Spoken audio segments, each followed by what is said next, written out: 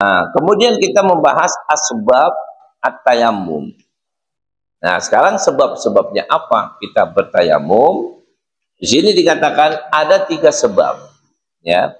Ada 3 sebab. 3 sebab orang boleh bertayamum. Yang pertama, faqdul ma'i, yaitu karena ketiadaan air. Loh, sampai tayamum kenapa? Oh, nggak ada air. Nggak ada air, ya, sama sekali. Cari kanan kiri, depan belakang, cari ke tetangga sebelah, nggak ada. Memang nggak ada air. Ya. Yang kedua, wal maradu, yaitu karena sakit. Saya nggak bisa, ya, mandi. Saya nggak bisa ini karena saya sakit. Terus, ya saya bisanya cuma tayamum. Nah, saya bisanya cuma tayamum. Makanya kadang-kadang ada orang yang nggak bisa dua-duanya, Pak. Mandi kagak bisa, tayamum kagak bisa. Ya, kenapa? Ya karena sebab-sebabnya itu yang menjadikan nggak bisa.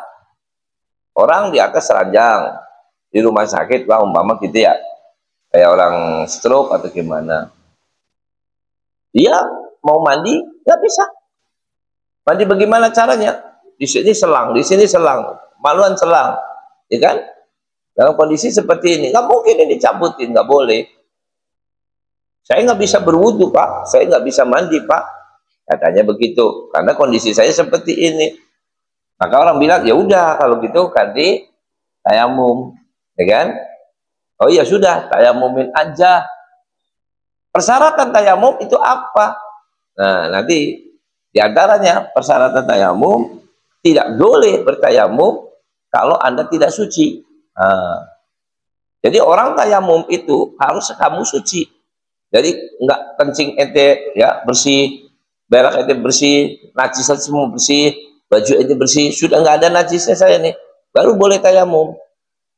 Ya, tapi kalau umpama saya kencing nggak pernah cebok, lagi di rumah sakit, ya bagaimana, najis semua. Apalagi kalau pakai apa ini, kateter apa benar? Ya, selang, kateter ya, yang selang itu, selangnya nyambung ke arah kencing. Nah itu kan najis semua itu, ya. Nah, jadi ini juga nggak bisa dipakai. Ini mau tayamum pakai apa? Badannya dia juga kena najis. Jadi wudhu nggak bisa, tayamum nggak bisa. Nah, itu namanya faqidut tahurain. Itu namanya orang yang kehilangan 2 kesucian. Artinya nggak bisa wudhu, nggak bisa tayamum. Terus bagaimana sholatnya? Oh tetap sholat itu lanjut, Pak. Ya. Sholat itu pakai wudhu, nggak bisa wudhu, tayamum, nggak bisa wudhu, nggak bisa tayamum, tetap sholat. Pokoknya sholat, ya. Nggak bisa berdiri, ya biarin duduk. Nggak bisa duduk, ya tiduran, ya. Tiduran nggak bisa ngapa-ngapain, cuma mata doang, silahkan mata. Nggak bisa ngadep kiblat, ngadep kemana kek, paham? Pokoknya tetap sholat. Gitu. Jadi kalau sholat nggak bisa ditinggalin. Jadi diingetin aja, Pak, ini waktunya sholat. Ini sholat kan sampean. Ya kadang-kadang, iya, baru deh. Oh, dia nggak punya wudhu, nggak bisa wudhu. Ya udah sholat aja. Baca sebisanya dia. Tahu-tahu baru belum ada serokaat, Pak. Udah tidur nih orang. Tadinya bismillahirrahmanirrahim. Lah orang sholat kok tidur, kan? Bagaimana kalau sudah kayak gitu? Udah biarin. Yang penting waktu ingat sudah dia melaksanakan sholat. Itu sebisa-bisanya dia, ya. Sebisa-bisanya, ya. Yang penting kita ingetin aja bahwa ini sekarang waktunya sholat. Tahu, oh iya ini waktunya sholat. Ya, soal dia melaksanakan seperti apa, udah biarin, nggak usah ente tegur-tegur nanti. Hatta dia kadang-kadang orangnya bisa berdiri, Pak. Ya, saya pernah lihat ada orang sholat, ya udah gimana? Orang bilang kayak pikun gitu ya. Dia udah ke kamar mandi, bisa jalan, bisa wudhu, bayangin, kamar mandi, kencing, ebok, selesai keluar, ditanya, ambil wudhu, ngerti gak? Pak, wudhu dulu. Apa jawabannya? Orang udah wudhu, kok suruh wudhu? Coba bayangin. Baru kencing, cebok, jawabannya sudah wudhu. Ngomong apa? Itu belum Pak, belum apaan. Orang saya yang wudhu bisa jawabin lagi. Ya udah, gelar. Sholat Pak, sholat. Allahu Akbar, ruku. Sarokaat, at-tahiyatul ma. Sarokaat. Assalamualaikum warahmatullahi wabarakatuh. Dikasih tahu. Kok sholatnya serokaat? Kan 4 rakaat duhur. Apa jawabannya? Orang 4 rakaat dibilang serokaat. Mau ngomong apa sampean? Jelas? Ya udah, biarin aja udah. Ya, nggak usah Pak. Ulangin Pak, ulangin Pak. Nggak usah dipaksain, nggak usah. Sebisa-bisanya dia. Ya. Arti katanya bahwa yang penting orang itu selagi ada 1 detik, 2 detik aja kesadaran. Dan dia berarti kan punya kesadaran tuh waktu dia pertama kali sholat. Nah setelah itu kan kesadarannya hilang. Ya, 4 jadi 1, umpama 4 jadi 2, kok salam. Berarti kan kesadarannya kan hilang itu. Ya udah biarin aja. Yang penting dia sudah punya kesadaran saat ini dia melaksanakan sholat. Ya, apakah itu dilaksanakan dengan sempurna ataukah tidak sempurna, selesai ataukah tidak selesai, itu sudah nggak ada urusan sama sekali. Yang penting kita cuma ngingetin aja. Ya, banyak orang kadang di kasur, dia dijak ngomong bisa, ya kan? Ini bisa. Tapi sekarang sholat dulu ya, ya, udah Bismillah, ya, sholat, belum tiduran tuh, ya. Yang ngadepnya kemana saja tergantung ranjangnya. Ya, masa ranjangnya mau diputar, ya dimarahin sama suster ntar. Ya, sholat itu, oh begitu, habis tiduran, baca. Ini belum selesai Fatihah, udah ngorok itu orang, udah, lah, ini orang suruh sholat malah tidurnya pules. Ya, kenapa seperti itu? Ya, itu tadi. Ya, jadi kalau gitu gimana? Ya, biarin aja, nggak apa-apa. Ya, nggak usah Pak, ulangi lagi Pak, sholatnya tadi nggak sah, ulangi lagi Pak. Ya, nggak usah.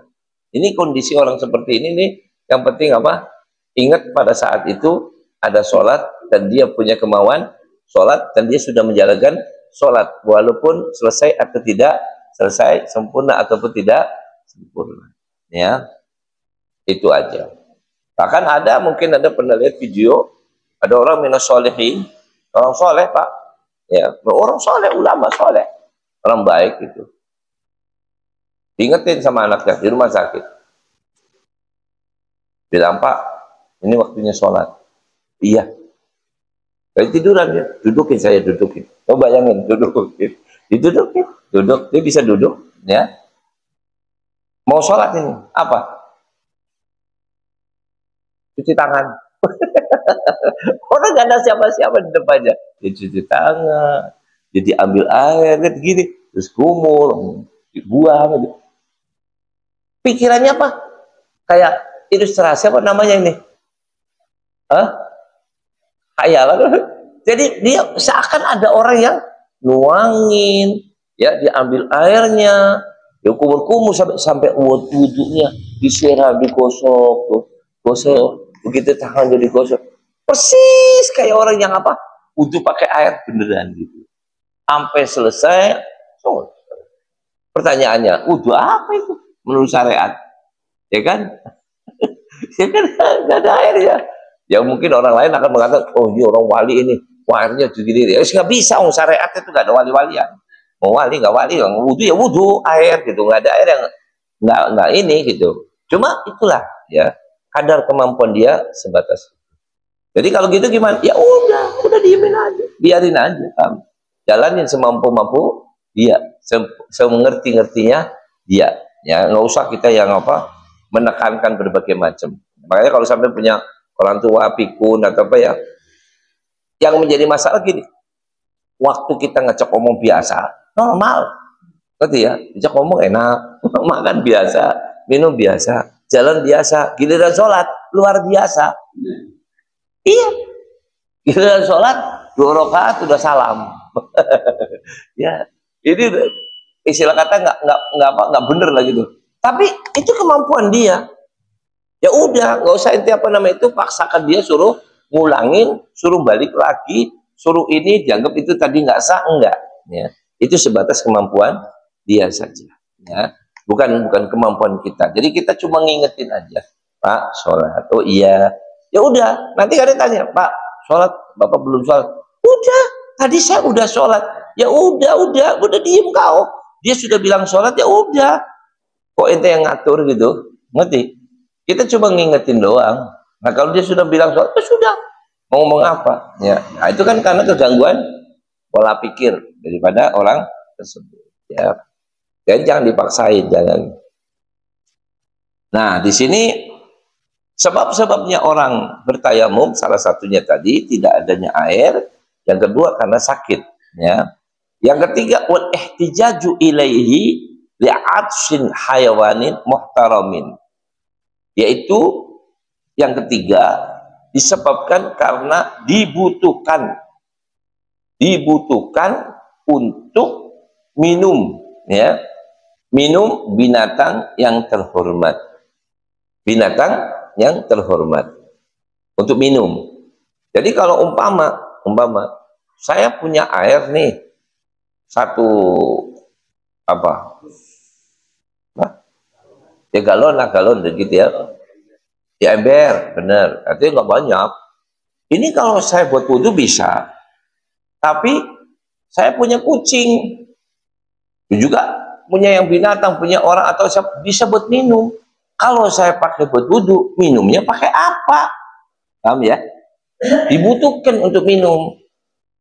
Nah kalau saya pakai wudhu ya minumnya habis, nggak ada minum nanti. Boleh nggak? Ini nggak usah pakai buat wudhu, saya buat minum saja, saya pakai tayamum. Boleh nggak? Cobanya boleh. Ya, apakah itu buat minum diri sendiri ataukah buat minum yang lainnya? Ya, itu diperbolehkan. Nah itu namanya ada kebutuhan buat yang lain. Ya, seperti butuh minum. Itu boleh kita ngalah. Kita ngalah. Atau kita lagi mau wudhu nih, punya air cuma segalon atau sekayung gitu ya. Umpama ini pas-pasan buat wudhu. Tahu-tahu ada kucing meong kepengen minum.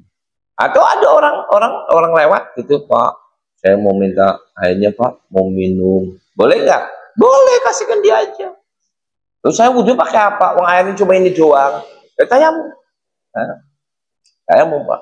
Ya, untuk nolong orang lain, ya, meminum dan sebagainya. Itu salah satunya.